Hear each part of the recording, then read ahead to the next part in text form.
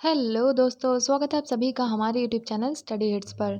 तो दोस्तों, आज हम पढ़ने वाले हैं दिल्ली सल्तनत के आखिरी सुल्तान और लोधी वंश के अंतिम शासक इब्राहिम लोधी के बारे में। दोस्तों, इसके पहले हमने कई सारी वीडियोस बनाई थी लोधी डायनेस्टी और सारे दिल्ली सल्तनत के रूलर्स पर। अगर आप लोगों ने वो वीडियोस नहीं देखे तो आप लोग हमारे चैनल पर जाकर देख सकते हैं। फ्रेंड्स, ये topic UPSC, UP, PCS, BPSC, SSC, CGL, CPO, CHSL, state PCS, NET, CUET और सभी कॉम्पिटिटिव एग्जाम्स के लिए बहुत ही इम्पॉर्टेंट है। अगर आप लोग बीए या फिर पोस्ट ग्रेजुएशन भी कर रहे हैं तो इसके लिए भी ये टॉपिक काफ़ी महत्वपूर्ण होने वाला है। इस लेक्चर में हम सिर्फ फैक्ट्स या डेट्स ही नहीं याद करेंगे बल्कि समझेंगे कि इब्राहिम लोदी कौन था, उसका प्रारंभिक जीवन कैसा था, वो किस तरह का शासक था, उसकी एडमिनिस्ट्रेशन और पॉलिसीज़ क्या थी, उसने कौन कौन से युद्ध लड़े, अफ़गान अमीरों से उसका विवाद क्यों हुआ और राणा सांगा और बाबर से उसका टकराव कैसे हुआ और आखिर कैसे उसकी हार ने दिल्ली सल्तनत का अंत और मुग़ल एम्पायर की शुरुआत कर दी।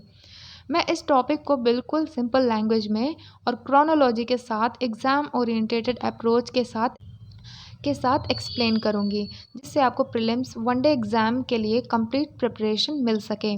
साथ ही लेक्चर के एंड में हम इम्पॉर्टेंट फैक्ट्स भी कवर करेंगे।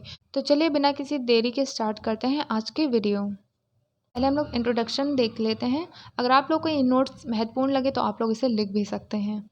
सो फ्रेंड्स, इब्राहिम लोदी जो था वो लोदी वंश का तीसरा तथा अंतिम शासक था। उसने 1517 ईस्वी से 1526 ईस्वी तक दिल्ली सल्तनत पर शासन किया था। उसका शासन भारतीय इतिहास में अत्यंत महत्वपूर्ण माना जाता है, क्योंकि उसके शासनकाल में दिल्ली सल्तनत का अंत हुआ था और बाबर ने प्रथम पानीपत के युद्ध यानी 1526 में जो लड़ा गया था उसे पराजित कर मुगल साम्राज्य की स्थापना की थी। तो फ्रेंड्स, यहाँ से लोधी वंश का एंड भी हुआ था और मुगल साम्राज्य की शुरुआत हुई थी। तो देख सकते हैं, इसमें मैंने एक फ़ोटो लगाई है। इब्राहिम लोधी एक साहसी योद्धा था, लेकिन वह सफल राजनीतिज्ञ और कूटनीतिज्ञ सिद्ध नहीं हो सका। उसके कठोर स्वभाव, अफगान अमीरों से संघर्ष तथा आधुनिक युद्ध तकनीकी की कमी ने उसके शासन को कमज़ोर कर दिया था। Early life, birth and family. Ibrahim Lodhi was born around 1489 CE. He belonged to Pashtun Afghan Lodi tribe. So friends, Ibrahim Lodhi का जन्म 1489 में हुआ था। वह अफगान पाश्तून लोधी जनजाति से संबंधित था। उसके पिता सिकंदर लोधी थे, जिन्हें लोधी वंश का सबसे योग्य शासक माना जाता है। बचपन से ही उसका पालन पोषण राज परिवार में हुआ, इसलिए उसे शासन और युद्ध शिक्षा दी गई। So friends, Ibrahim was trained in जो सुल्तान था इब्राहिम लोधी, उसने निम्न विषयों में प्रशिक्षण दिया गया था। पहला था फ़ारसी लैंग्वेज में यानी पर्शियन लैंग्वेज में। सेकंड था इस्लामिक शिक्षा उसे दी गई थी। थर्ड था एडमिनिस्ट्रेशन यानी कि प्रशासन, घुड़सवारी, तलवारबाजी, तीरंदाजी और सैन्य नेतृत्व। वह अपने पिता के साथ अभियानों में भी भाग लेता था, जिससे उसे प्रशासनिक और सैनिक अनुभव प्राप्त हुआ। अब फ्रेंड्स, देखते हैं assertion to the thrown in 1517। 1500 ईस्वी में सिकंदर लोदी की मृत्यु के बाद इब्राहिम लोदी दिल्ली का सुल्तान बनाया गया। उसका सक्सेशन यानी जो राज्यारोहण आसान नहीं था। अफगान सरदारों का एक वर्ग चाहता था कि उसके छोटे भाई जलाल खान को जौनपुर का स्वतंत्र शासक बनाया जाए। इब्राहिम ने इस प्रस्ताव को अस्वीकार कर दिया, क्योंकि वह पूरे साम्राज्य पर अकेले शासन करना चाहता था। उसने जलाल खां को पराजित कर दिया, बाद में उसकी हत्या भी कर दी। इसका परिणाम ये हुआ कि यहीं से अफगान अमीरों और इब्राहिम के बीच अविश्वास शुरू हो गया। आगे चलकर उसके पतन का सबसे बड़ा कारण बना। अब हम देखते हैं Ibrahim Lodi as a king. Ibrahim Lodi ने एक शासक के रूप में कैसे काम किया। सो फ्रेंड्स, उसके पहले हम स्ट्रेंथ यानी क्वालिटीज़ कुछ देख लेते हैं। उसकी पर्सनालिटी कैसी थी। साहसी और वीर सैनिक था, यानी brave and fearless in battles. युद्ध में स्वयं सेना का नेतृत्व करता था। Personally commanded आर्मीज instead of remaining in the palace. Hard working and administrative, मेहनती प्रशासक था। सुल्तान की शक्ति को मजबूत करना वह चाहता था। उसकी वीकनेस थी, वह काफ़ी ज़्यादा घमंडी और कठोर स्वभाव का था। अनुभवी अफगान अमीरों पर विश्वास नहीं करता था। कूटनीतिक क्षमता का अभाव था। सलाह लेने की अपेक्षा स्वयं निर्णय लेना वह पसंद करता था। शासन की अवधारणा। लोधी वंश के पहले शासक अफगान सरदारों से सलाह लेकर शासन करते थे। अफगान परंपरा में सुल्तान को समान लोगों में प्रथम माना जाता था, लेकिन इब्राहिम लोदी का कुछ अलग ही था। इब्राहिम लोदी का मानना था कि सुल्तान सर्वोच्च है, यानी मैं ही सर्वोच्च हूँ, सभी अमीरों को उसकी आज्ञा का पालन करना चाहिए, प्रांतीय गवर्नरों की शक्ति सीमित होनी चाहिए, वो सोच रखता था। देखते हैं प्रशासन यानी एडमिनिस्ट्रेशन।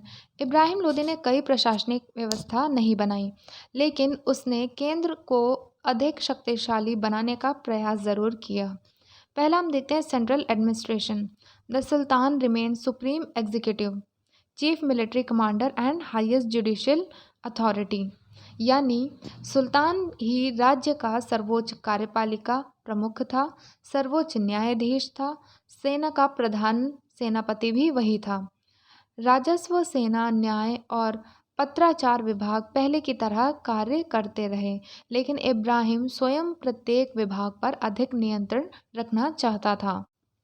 अब हम देखते हैं प्रोविंशियल एडमिनिस्ट्रेशन, प्रांतीय प्रशासन। साम्राज्य कई प्रांतों में विभाजित था। प्रत्येक प्रांत का शासन एक गवर्नर करता था। इब्राहिम ने शक्तिशाली गवर्नर का स्थानांतरण किया, कई पुराने अमीरों को हटा दिया, अपने समर्थकों को उच्च पद दिए। इसका परिणाम यह था कि प्रांतीय विद्रोह काफ़ी ज़्यादा बढ़ गए। अब हम देखते हैं सी रेवेन्यू एडमिनिस्ट्रेशन, राजस्व व्यवस्था। राज्य की आय का मुख्य स्रोत कृषि था। भूमि कर यानी लैंड रेवेन्यू सबसे महत्वपूर्ण आय थी। इब्राहिम ने अपने पिता की राजस्व नीति जारी रखी, उसके बाद कोई बड़ा राजस्व सुधार नहीं हुआ। अब हम देखते हैं जुडिशियल एडमिनिस्ट्रेशन, न्याय व्यवस्था। न्याय इस्लामी कानून शरीयत के अनुसार दिया जाता था और काजी न्याय करते थे। अंतिम अपील सुल्तान के पास होती थी। यह उसकी जुडिशियल व्यवस्था था। मिलिट्री एडमिनिस्ट्रेशन यानी सैन्य व्यवस्था। उसकी सेना में मुख्यतः घुड़सवार सेना, पैदल सेना और युद्ध हाथी शामिल थे। इसकी सेना में कुछ कमियां भी थी, जैसे कि उसकी सेना में तोपखाना नहीं था, बंदूक नहीं थी, आधुनिक युद्ध तकनीक का अभाव था। यही कमी बाबर के सामने उसकी सबसे बड़ी कमजोरी बनी। अब फ्रेंड्स हम देखते हैं इब्राहिम लोदी की नीतियाँ यानी पॉलिसीज़। तो पहला है पॉलिसी टुवर्ड्स अफगान नोबल्स। यह उसकी सबसे महत्वपूर्ण और विवादास्पद नीति थी। सो फ्रेंड्स, अफगान सरदार स्वयं को सुल्तान का सहयोगी मानते थे। वे चाहते थे कि शासन में उनकी भागीदारी बनी रहे। इब्राहिम की नीति यह थी कि बड़े अमीरों आदमियों की जो शक्ति थी वो कम कर दी, विद्रोही सरदारों को दंडित किया, पुराने अनुभवी अधिकारियों को हटाया गया, अपने विश्वस्त लोगों को नियुक्त उसने कर लिया, यानी जिनको वो पसंद करता था उन्हीं को वो नियुक्त भी करता था। इसका परिणाम यह हुआ कि अफगान सरदार उसके विरोधी बन गए, अनेक विद्रोह शुरू हो गए। अंततः कुछ सरदारों ने बाबर को भारत आने का निमंत्रण भी दिया। वहीं पर राजपूतों के प्रति भी एक नीति थी। उसके समय मेवाड़ के शक्तिशाली शासक राणा सांगा का प्रभाव बढ़ रहा था। दोनों के बीच संघर्ष हुआ। खातौली का युद्ध 1518 ईस्वी में लड़ा गया। इस युद्ध में राणा सांगा ने इब्राहिम लोदी को पराजित किया। इस बैटल का रिजल्ट यह निकला कि राजपूत शक्ति का विस्तार हुआ। इब्राहिम लोदी की प्रतिष्ठा कम हो गई। दिल्ली सल्तनत कमजोर दिखाई देने लगी। टुवर्ड प्रोविंशियल गवर्नर्स, प्रांतीय गवर्नरों के प्रति नीति। इब्राहिम को भय था कि प्रांतीय गवर्नर स्वतंत्र न हो जाएं, इसीलिए उसने उनका लगातार स्थानांतरण किया, अधिकार उनके कम कर दिए, उन पर कड़ी निगरानी रखी। इससे प्रशासन मजबूत होने के बजाय अस्थिर हो गया। अब हम फ्रेंड्स देखते हैं इब्राहिम लोदी के मेजर वॉर्स। जलाल खान के विरुद्ध युद्ध। इसका कारण यह था कि सिंहासन का विवाद हो रहा था, इस कारण यह युद्ध लड़ा गया। इसका परिणाम यह निकला कि इब्राहिम लोदी की विजय हुई, लेकिन अफगान सरदार उससे असंतुष्ट हो गए। Battle of Khatauli in 1518 war लड़ी गई, जो कि इब्राहिम लोदी और राणा सांगा के बीच हुई। इसका परिणाम यह निकला कि राणा सांगा की विजय हुई। इस विजय के बाद राजपूत शक्ति का प्रभाव बढ़ गया। फिर उसकी तीसरी लड़ाई थी अफगान अमीरों के विद्रोह में। मुख्य विद्रोही थे दौलत खां लोदी और आलम खां लोदी। इन्होंने बाबर को भारत आने का निमंत्रण दिया। बाद बाबर का भारत आना हुआ। ये प्रथम पानीपत का युद्ध, जो कि 21 अप्रैल 1526 में लड़ा गया। यह भारतीय इतिहास का अत्यंत निर्णायक युद्ध था। यह युद्ध इब्राहिम लोदी और बाबर के बीच लड़ा गया। इब्राहिम लोदी लगभग 80,000 से 1 लाख सैनिक उसके पास थे और उसके पास लगभग पास लगभग 1000 हाथी थे और उसकी पारंपरिक सेना थी। वहीं अगर बाबर की बात करें तो बाबर के पास लगभग 12,000 से 15,000 सैनिक थे। उसके पास आधुनिक तोपखाना था, यानी कि कैनन्स थे, मैच लॉक्स गन्स थी और हाईली डिसिप्लिन कैवलरी थी, यानी आधुनिक तोपखाना थे, बंदूकधारी सैनिक थे और अनुशासित घुड़सवार सेना थी।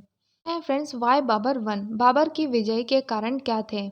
पहला था आधुनिक तोपखाना यानी सुपीरियर आर्टिलरी।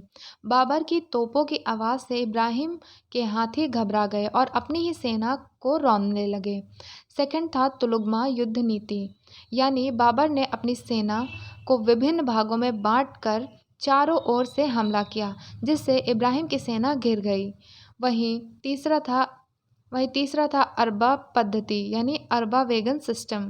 बाबर ने बैलगाड़ियों को जंजीरों से बांधकर एक रक्षात्मक दीवार बनाई।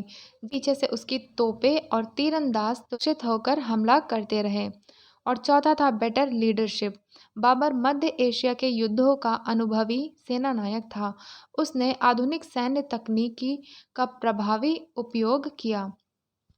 तो फ्रेंड्स, आप देख सकते हैं कि बाबर के पास कम सैनिक होने के बावजूद भी उसने अच्छी रणनीति से इस युद्ध को जीता था। इसका रिजल्ट ये हुआ, इब्राहिम लोदी युद्ध भूमि से लड़ते हुए मारा गया। लोदी वंश का अंत यहीं पर समाप्त हुआ और दिल्ली और आगरा पर बाबर का अधिकार हो गया। भारत में मुगल साम्राज्य की स्थापना हुई। अब हम देखते हैं why did Ibrahim Lodi fail. आखिर इब्राहिम लोदी की असफलता के कारण क्या थे? तो पहला था पॉलिटिकल रीज़न। सबसे पहला रीज़न था अलाइनेटेड अफगान नोबल्स, अफगान अमीरों को नाराज़ करना, लगातार अपने ही घर में विद्रोह से सहयोगियों की कमी। सेकंड था मिलिट्री रीज़न, तोपखाने का अभाव, तोपखाने उसके पास नहीं थे, हाथियों पर अत्यधिक निर्भरता और पुरानी युद्ध पद्धति। थर्ड था एडमिनिस्ट्रेटिव रीज़न, जिसमें थे प्रत्येक गवर्नरों से संघर्ष, अनुभवी अधिकारियों पर अविश्वास और प्रशासन से अस्थिरता। चौथा था पर्सनल रीज़न, जिसके व्यक्तिगत कारण, जिसमें उसका काफ़ी ज़्यादा अहंकार था, वो काफ़ी ज़्यादा कठोर व्यवहार रखता था और कूटनीतिक कौशल की उसके पास कमी थी। चौथा एक्सटर्नल रीज़न, यानी बाहरी कारण। बाबर की आधुनिक सेना, श्रेष्ठ युद्ध नीति, बारूद और तोपों का प्रभावी उपयोग, ये थे उसके पतन के कारण। एंड ऑफ लोदी वंश। अब लोदी वंश का एंड यहाँ पे हो जाता है। 1526 ईस्वी में इब्राहिम लोदी की मृत्यु के साथ लोदी वंश का समापन भी हो गया। 1206 से चला आ रहा दिल्ली सल्तनत का शासन यहाँ पर समाप्त हो गया और बाबर ने भारत में मुगल साम्राज्य की स्थापना की। इस प्रकार भारतीय इतिहास में मध्यकाल के एक नए युग का प्रारंभ हुआ। तो फ्रेंड्स, यहाँ पे आप लोग टाइमलाइन देख सकते हैं, ईयर और इवेंट्स दिए हुए हैं। अगर आप लोग इन्हें नोट करना चाहें तो नोट भी कर सकते हैं। 89 में बर्थ ऑफ इब्राहिम लोदी, 1517 में जो सिकंदर लोदी था उसकी डेथ हो गई थी और उसी के बाद उसको इब्राहिम लोदी को सुल्तान बनाया गया। में ही उसने जलाल खां को पराजित किया और 1518 में ही defeated Rana Sanga at Khatoli war और 1524 से 25 में Afghan noble invited Babur to invade India, मतलब अफगानों ने बाबर को बुलाया इंडिया में। और 21 अप्रैल 1526 को डिफीटेड बाय बाबर, 26 में प्रथम पानीपत का युद्ध लड़ा गया इब्राहिम लोदी और बाबर के बीच में, जिसमें इब्राहिम लोदी को पराजय हासिल हुई और उसकी मृत्यु भी हो गई। 1526 में end of Lodi dynasty and the beginning of the Mughal empire, यानी 1526 में लोधी डायनेस्टी का एंड हुआ और भारत में मुगल साम्राज्य की शुरुआत हुई। तो ये थी आज की वीडियो इब्राहिम लोदी पर। इस वीडियो में हम लोगों ने सारे पॉइंट्स कवर किए हैं। अगर आप लोगों को ये वीडियो पसंद आई हो तो वीडियो को लाइक करिएगा और चैनल को सब्सक्राइब करना मत भूलिएगा। मिलते हैं ऐसी नेक्स्ट वीडियो में, तब तक के लिए थैंक यू।